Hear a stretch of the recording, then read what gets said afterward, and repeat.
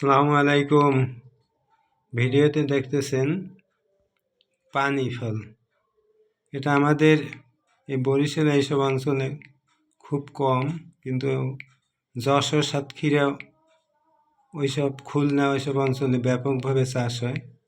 শাপলার, শালুকে বা মুথার মতো মাটির ভিতর থাকে, মাটি থেকে গাছ উপরে উঠে আসে, উপরে কিছুটা কচুরিপানার মতো, সেখানে ফুল হয়। ফুল থেকে যখন ফল হয়, এই ফলটা বীজ বা ফল হয়, তখন পানির ভিতর নুয়ে পড়ে। স্থানীয়ভাবে একে বলে পানি ফল। আমরা ছোটোবেলা থেকে শুনছি সিঙ্গারা। এই যে উপরের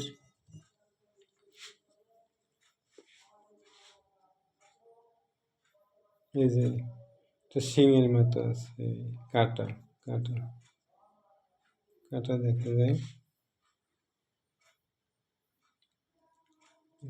দুইটা বড় বড় কাটা আছে প্রত্যেকটা। এই যে দেখা যায় কাটা, এই যে কাটা, দুইটা করে কাটা, গরুর কল্লার মতো অদ্ভুত টাইপের। ছোলা ছিললে তারপর খাওয়া যায়। একটু হালকা হালকা পানি পেনি, একটু মিষ্টি, সাধারণ সামান্য শালুকের মতোই কিছুটা। এই জন্য এটা খুব টেস্ট না, কিন্তু উপকারী বা গুণের দিক দিয়ে অনেক বেশি স্বাস্থ্যসম্মত খাবার।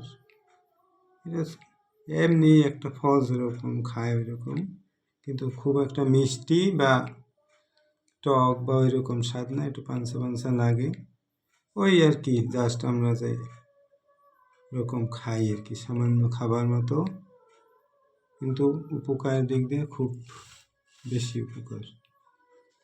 এটা খুলনা, সাতক্ষীরা, যশোর এইসব অঞ্চলে চাষ হয়।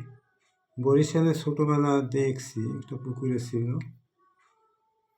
শাপলা গাছের মতো নিচ থেকে উঠে উপরে কচুরির মতো ভাসে, সেখানে ফুল হয়, ফুলের ডাঁটায় ফল নিচে ঝুলে পড়ে পানির ভিতর।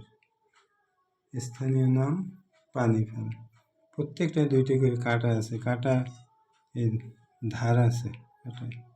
ছোলাটা উপরে দেওয়া পাতলা একটা আবরণ, মোটামুটি একটু পুরো ছোলা ছিলার পর ভিতরে নিচে দেখায় সাদা।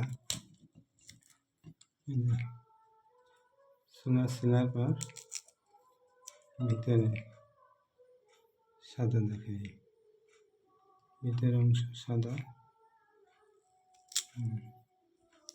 সাদা অংশটাই খাওয়া যায়।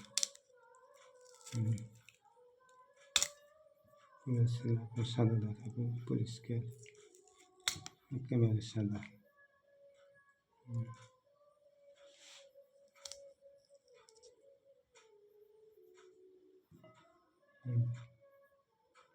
একটু পানসা পানসা লাগে, একটু মিষ্টি, একটু বালি বালি লাগে মুখে, পালো পালো। ধন্যবাদ সবাইকে।